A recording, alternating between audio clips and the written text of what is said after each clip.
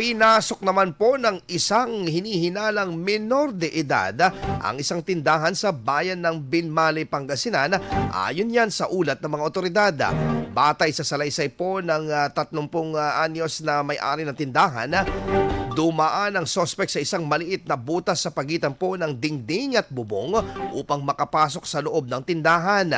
Ayon sa kuha ng CCTV, malinaw na nakita ang paraan ng pagpasok at paglabas ng sospek matapos itong makuha ang isang wallet na naglalaman ng 14,000 pesos at $50.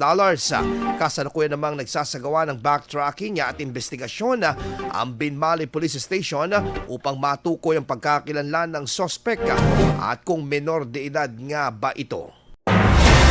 IFM News. IFM News. IFM News.